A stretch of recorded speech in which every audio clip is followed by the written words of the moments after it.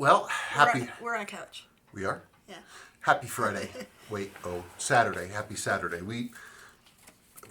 You're goofy. I am? Yes. We got the new carpets and we still don't have everything set up. That's why we're on a couch. I've also been sick for basically since Willow got out of kindergarten. She dragged... On the 30th of May. On her last day of kindergarten, she dragged home sickness, and then I was getting better, and then we did this whole hike up to the top of the mountain, and then then the long drive home, and then I was terribly sick again, and I've been sick and sick and sick, and I'm all still stuffed up. And the last video we made nearly killed me. What? Oh, it hurt my throat. Oh, okay. So anyway, happy Saturday.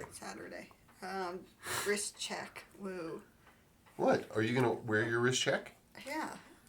I'm just saying, because somebody asked to do that, so now I do that. Yeah, I know, but it doesn't... what am I wearing? She's wearing... Where am I? Oh my God. She's wearing a Rima. Thank you. She's wearing the Rima with this is a Valju 71, almost the same movement as in the Paul Newman Rolex Daytona. Anyway, but it's super cool watch. I like the blue hands. I think that's cool. Yeah, really neat blue hands. And I am, of course, wearing... There it is. The Clint Eastwood. 1969. An awesome car. It'd be great. Car? I keep thinking about like... It's a watch. It is a watch, but it's kind of like a vintage car. I keep thinking about 69 Mach 1s. We're not getting that. I know we're not. What it is, but we're not. No, getting that's the Steve McQueen Bullet car. Remember his was like a dark forest green. Don't I want his watch? Wasn't that something I wanted? Yeah, the Steve McQueen watch. I forget what model he wore. There was something specific that he wore. No. We have a Steve McQueen. That's the 5513. But I mean, I built mine out of parts and stuff. It's not any real Rolex collector would be like. But it's more or less, I believe, what he wore. Oh, whoops. My bad. Okay, I guess I'll do questions now. Okay. From Vet D. Sin. How do I take off the crystal from a Marine Master 300 Tuna SBBN 033? Is it from the back, like the turtles and the samurais, or is it more akin to these tunas where you need to take off the shroud and finagle it off from the front? Thanks in advance. Pull the shroud, pull those screws, shroud comes off, then you pull the rotating ring, and then you're going to have a screw down ring for the crystal, and you've got to have a crystal press and everything, and make sure to put vinyl plastic over something or tape over the top so you don't scratch anything.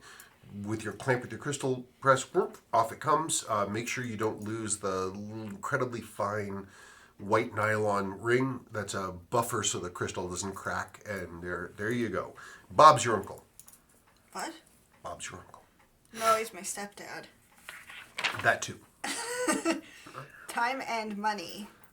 The Citizen 100 meter Parawater is sought after by watch collectors. Sorry, I can't read. No, that's okay. Yeah, hang on.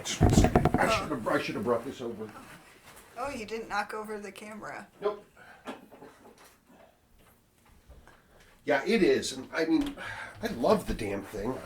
I should wear it more often. It's usually a strap problem. Wait, isn't that what we're selling? Well, I mean, it's on the website. Yeah. But isn't it cool? That's 100% original. Yes. October 1968. It's neat. I got this straight from Tokyo. Huh. Yeah, it is cool. It's cool. It's a cool watch. Automatic and hand winding. Kanji only. All original lume. Look at the marker tops. Aren't they perfect? They're perfect. Perfect.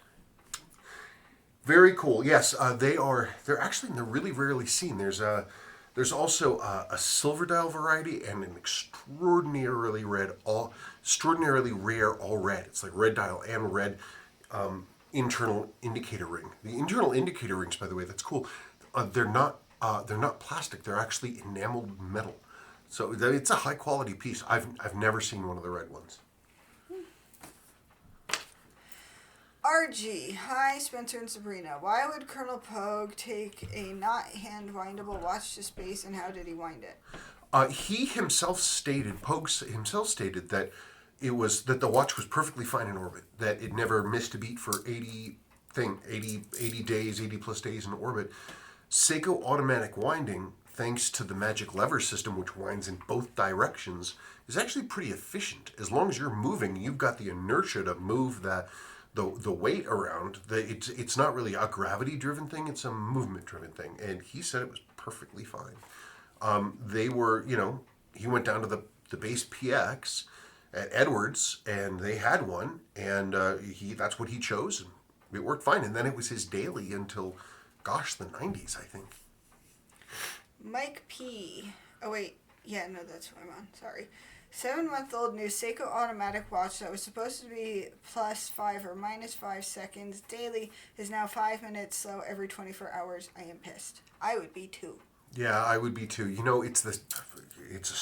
At this point, I don't think there's anybody who's rational who would deny that there's a systemic QC problem with Seiko's output, and it's been going on for so long across so many models and generations of movements that clearly something is up. Yeah, but wouldn't you say that's true for just about everything now? Yeah, but it didn't used to be that way. No, I know. Like, we were talking about LL Bean, the company that makes backpacks and shoes and stuff. They used to be great. And now their stuff is garbage that falls apart immediately. May as well just go to Old Navy or something. So I would say that it's a problem all around with modern products and throwaway culture. I think so, and I think Seiko really does take part in that throwaway culture. They're closing all their repair facilities worldwide. They're literally closing all of them. Reiwa, New Jersey is closing down. Isn't that where the bitchy lady is? Oh yeah, and they're closing down the Australian one because they just don't care anymore. And they're just their watches are built by robots, and for the most part, and some good ones get through and some bad ones get through, and they really don't care. For their price point, you're getting a mechanical automatic watch for, relatively speaking, not a lot of money, but we see the same behavior when they're selling limited edition $6,000 watches. So I think there's something inside Seiko that has gone wrong. No, I think they're just modernizing, which is... I think their spirits are sick. Smucker's Tea. My 2002 SKX 173 has a bezel with sharp and more pronounced knurling, while my 2017 SKX 009 has a bezel with knurling that is more smooth and blotchy. Did Seiko change the design of the bezel to have a more smooth texture, or is this Seiko getting sloppy? Seiko did change a lot of that stuff in the early days when they first came out with first they came out with the coin edge bezels, like the 6105s had those, which were really neat. And they decided then when they went to the 6306 and 6309, they wanted more grip. If you've ever tried to rotate a rotating ring underwater, you really need to be able to get a real handle on it. And so 6306s and 6309s, they have this, if you ever look at the design, it's this beautiful thing with two basically raised rings all the way around that then have very sharp half-moon machines out of the whole thing, and it creates a whole series of very sharp edges. Now, when they went to the 7002s and then the 7S, the SKXs, they really blobbied that out. So instead of doing machining, it looks like it was cast and stamped. I'm not entirely sure how they did it, but it looks like they were trying to basically cut corners to save themselves steps in the manufacturing process, rather than having, multiple angles where you're machining stuff out. They just have a ring and it's like blurk on the outside, blurk on the outside, to give it its shape, and then machined internally. Maybe they're just, again, maybe it goes back to this other thing. It's a fine detail that they really don't care about anymore. Maybe they're like, well, who really is using this thing to dive with? And the answer probably is not many people. Nope. From Super Cruise, Spencer, that Rolex Explorer restoration is amazing, given its starting condition, beautiful piece, and a true keepsake. Yeah, it's cool. I'm happy with it. I mean, it's 36 millimeters. It's right on the tiny side. But I mean, it's an iconic piece. I mean, Ian Fleming wore one, and Sir Edmund Hillary took his to the top of Everest, and a cousin of mine just climbed Everest for whatever that's worth. No comment. But anyway, yeah, no, it's a lovely watch. It's on one of these. It's on this really old school taper riveted bracelet, which I go back and forth about. I almost prefer this thing on leather, but I haven't quite figured that out. It's a lovely watch. I mean, the great thing is that It's elegant and it's restrained and it's simple, but it's also incredibly legible. You can just, time at a glance. It's really nice. It's a nice piece. Old school, old world. Jimmy Split 77. My jaw hit the ground when your wife showed the 1680 red. Great taste, Sabrina. Best of the bunch. Honestly, I wear that every day, and I only change my watch for the videos. I don't know. That's why this whole wrist check thing is silly. But I might start wearing. It's silly. Well, no, in the sense. I walk in there and I'm like, what watch should I wear today? And then I'm like, that looks neat, and I grab it. Okay, well that's fine, but so if then you they're checking what interests me. Oh, okay, well that's fine, but if you personally prefer the 1680, you can wear whatever you want. Doesn't matter. It'd be kind of funny if you did a wish check every. Now I feel dumb. It'd be kind of funny if you did a wish check every day, and there's the 1680. You ruined my fun. I did. I shouldn't have been honest. From Randolph Cirillo. Wow, what a collection. I very much enjoyed that video. How much are you going to price the Franken Omega with the silver dial? You still haven't put that up. No, I completely forgot about it. It's over here. I should have gotten that before. Wow, you didn't knock it over again. Yeah, wild, huh? Yes. Ah, there it is. God, I've got to fix this box. I'm never doing a wrist check again. What? Well, I don't understand the problem. Because now, I don't know, I feel silly that I'm not wearing a specific watch all day. Well, I don't know. You can do whatever you want. Here is the watch, that vintage Omega, and it's genuine Omega, 100%. I don't know why the automatic winding mechanism isn't in there. The rest of the watch is amazing. It's a signed Rolex crystal and crown and everything. The movement's beautiful. All you need to do is add. I think it's a 550. I think it's a Rolex 550. A Rolex Omega 550. And there it is, and it's original. Right there, so Omega signed crown and everything. It's a beautiful watch. It definitely needs service. A lot of people have asked us about this, and I keep forgetting to put it up on the website. I'll remind you later. Yeah, see if I can get that done this weekend. Applied Omega logo. Omega horseshoe, Seamaster DeVille. That's a pretty one. There it is in all of its glory. I'm not 100% sure on the movement. I'd have to pop the thing open. CW, the 7549 could be an episode unto itself. You explained that you collected parts over the years and did some modifications to get it going. That is extremely interesting. What do you mean it's running, it's not ticking? Well, what's a quartz do? Tick, tick, tick, or the other way. This one, it's running. It's relatively, relatively smooth. See, that sweep. So it's not 1 second per tick. It's 6 ticks per second, something like that. So anyway, yeah, I built this out of parts. This thing would arrive and that thing would arrive, and I'd remember I had this other thing, and then I bought a junk watch lot, and it had this set of new old stock hands in it, and the dial came from somewhere, I don't really remember where, and then I didn't have a movement for it, and so I built up this other one, and I hunted down those other parts to make so the 7549 hands would fit on the 6319 movement, which is those are tough. Like the day wheels are specific to the 7549. Like nothing else will work. You've got to have the right day wheel. You've got to have the right hour wheel, right cannon pinion, right C clip. They're unique. They're special. And I found them and I built this thing. I think I have enough stuff to do one more, maybe. Maybe I could convert one more. But it's cool. It's a neat watch. I like it. Best of both worlds. Cool. I think you should make another one and make a sort of video about it. Problem is, I can make the movement, but I have hands. I have a dial, but it's in real bad shape. If I were to come across one of these where the movement was destroyed, like I had a battery leak or something, and the rest of the stuff was okay, I could do it. I would just need to find one. Todd S. I still don't get tired of hearing about the Rolex Explorer rebuild. I can't believe you were going to bring it back. Me neither. Me neither. And the part of the thing with that, the Rolex Explorer, was that I kind of didn't, I tend to sort of forge ahead on stuff without thinking it through clearly. And I just was like, I started just pushing. And I just follow my nose, and the next thing leads the next thing, leads the next thing, but it all started because I got the back off, and I looked at the movement, and I'm like, well, heck.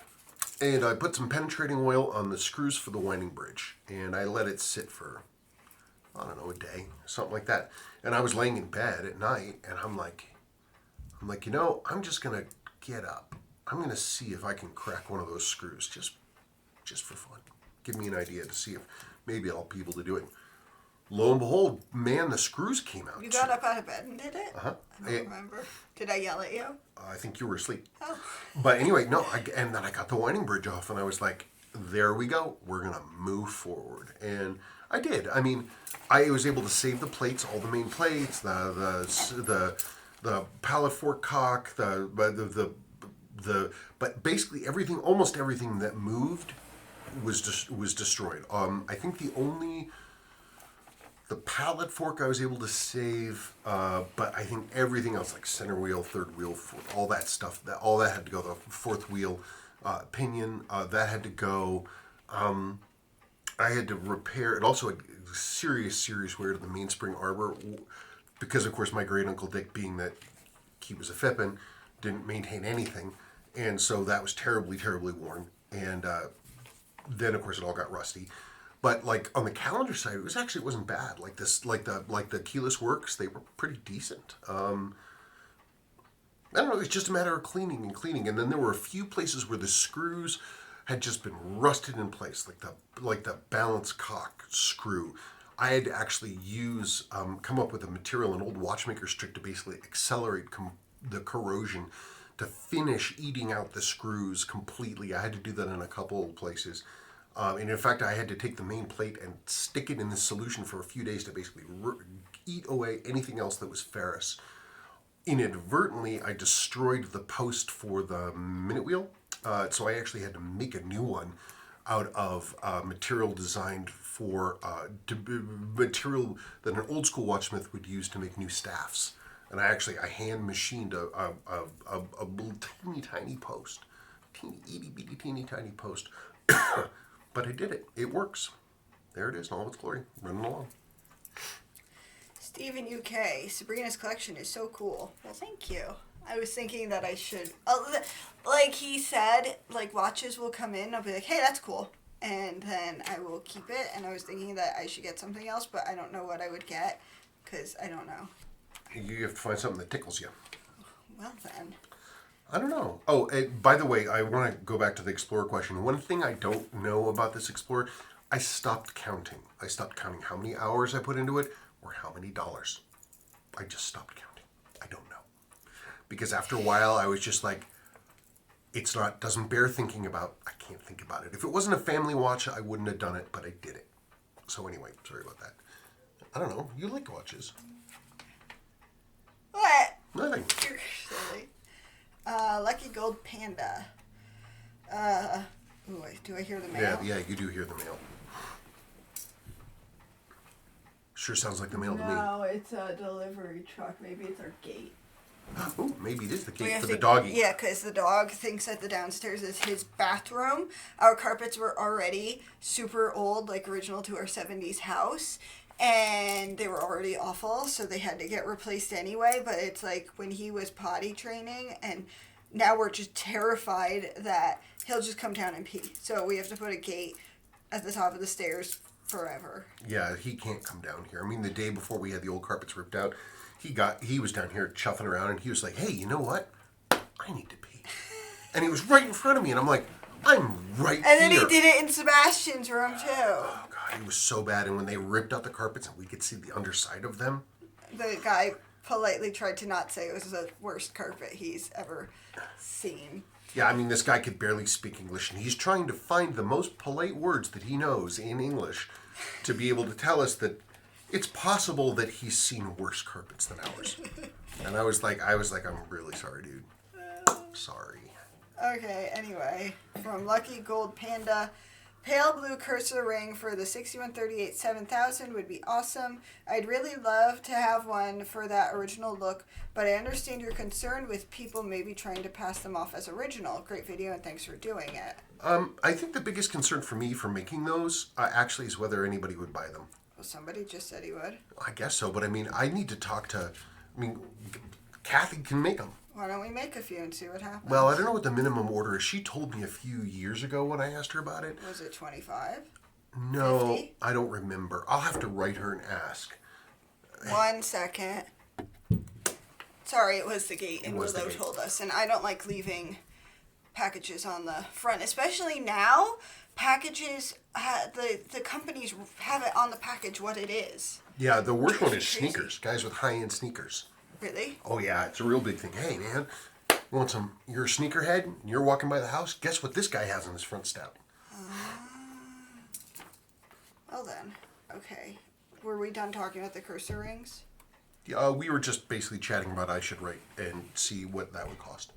Yeah, sure, why not? I mean, because Jonathan paid. Jonathan told me right before he died. He's like, I invested thousands into to reverse engineering those. Yeah, but he spent lots and lots of money on recreating or creating the Bubble Boys, and I haven't sold one of those in a very long time. Do we even have them listed? Only on the website, and I have like 3 left. I don't know. They're modding crystal. I don't know anybody who uses them.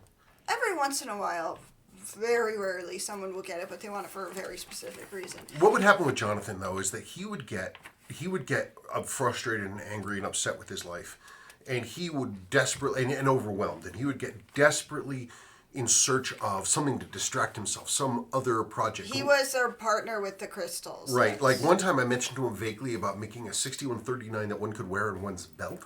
And he went into this like a spin for like a week where he basically hand remanufactured a I case. remember that. Yeah, did that where one could wear it on one's belt. And he was like, I really needed the distraction. And so that's, Saul Brook mentioned wanting to have this kind of crystal. And Jonathan went whoop and he grabbed onto it and there it was. Okay. Well, people don't really buy them anymore. Nope. Was I on that question? You hadn't gotten there yet, I'll tell you that. From Adrian Hargreaves. Hi, cheers for your vids. Could you talk a little about the 7C46 tunas? I'm favoring one over the mechanicals. I know you've done a few vids on tunas, but it's always nice to have a refresher. Well, the 7C46 tunas are, that's the next generation. 7C46 was basically the last quartz movement, professional quartz movement that Sua came up with before they shuttered the doors. 7Cs were introduced in 1986. They actually started producing them in 1985. I mean, they're cool. They are vastly simplified over this. This originally would have had a 7549 in it. It was an all metal movement with a fully variable trimmer, so you could really dial in. And I'm talking like a few hundredths of a second a day. You can dial in a 7549 tight as anything. 7Cs only have 2 adjustments and they're permanent. Once you make the adjustment, it's done. But maybe that's because their circuit design was better and less variable. I don't know. They look great. They're fine. If I had a choice, I don't know. A modern 7C in good condition will run for a long time, and it adheres to all of Seiko's ideas about the tunas. That it's highly accurate and durable, and you don't have to worry about winding it, and it's an actual professional dive watch. You get one of the very first, the first recreations of these from the 7C. I think they're fine watches. And the great thing is they're at a good price point now, versus getting a 7549 or something else.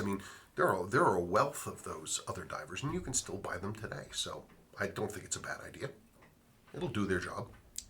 Anthony Jack, did Seiko actually fix this issue with the D variant? I have no idea what he's talking about. He's talking about all the issues with the losing time and accuracy and all that crap. I don't know. I don't know what they changed with the D variant. Every other previous iteration, going from the A to the B to the C, most of the changes that I can see were around the balance, like the hairspring, the adjuster pins, things like that. I don't know what they changed in the D, because frankly, I've gotten to the point where it's like, I spent a long time beating my head against the wall trying to figure out what was wrong, and I barked up a lot of wrong trees, and I wasted a lot of time. And at these points, I don't think Seiko's trying to fix anything, because I don't think Seiko cares.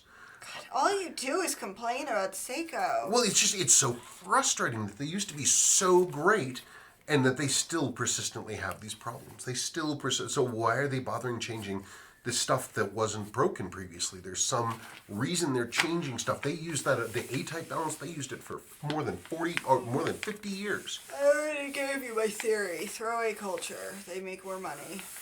That's my theory. So I don't know. I need to get a D movement in here and actually look at it. Honestly, what I should do, and what would be a good idea, is to get an A, a B, a C, and a D. Get one of each of them, bring them back in, and look at all of them and do a comparison. Do you have the other ones? I have never seen a D in the flesh. No, an A, B, C. Yes. So if someone has a D and you want to send it in. Yeah, if someone has a D movement or a watch that's not behaving, if you want to, send it in. I'll look at it. Okay. From Kalashni Kev 762. I don't know how to pronounce. Schwarzkopf. Wore a 7548 Pepsi, which I grabbed a frame and you are indeed holding, but it is 7548 SKX. 7548 is not an SKX. SKX is the model number, SKX 007, SKX 173, SKX whatever the heck. That's the Seiko model number.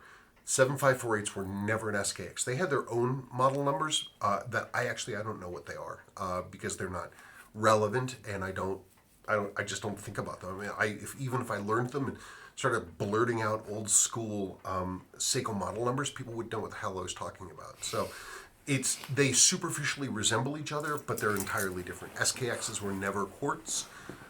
They were made after Dani and Sua went away. Dini. Any case, but so the 7548s, they are a 7548. They're nothing else but that. From Randolph Cirillo again. Great video. I have a question. Well, another question. I'm sure you've already discussed this, but I was wondering where you got your education on watches and how do you remember all those numbers, case numbers, movement numbers, crystal numbers, etc. It always amazes me when he's blah, blah, blah, blah. I'm like, you didn't know any of this when we first were together for like most of the time we were together. Yeah, all I can say is that I'm focused on an extremely small window of information, of data, and so I have, relatively speaking, fairly deep knowledge in a very narrow zone. So there's 99% of the world I don't know anything about, and I'm probably up to about 60% on the tiny window of stuff that I'm looking at. There's still so much more to learn, but I do this stuff every time I'm at work. These are the models I'm working on. This is the production I'm working on. These are the things I work on. I focus on the same watches and movements over and over and over and over again. If I'm not familiar with them by this point, it's just constant exposure. How I got my teachings, I am, for better or worse, I'm very much a self-educator, and I like learning my own way and my own pace. Which is great if I'm trying to teach myself something, but it's not great if I'm in a university class or trying to, do different stuff, learning new skill sets for corporate life. Because frankly, if I'm not interested in something, I absolutely couldn't care less.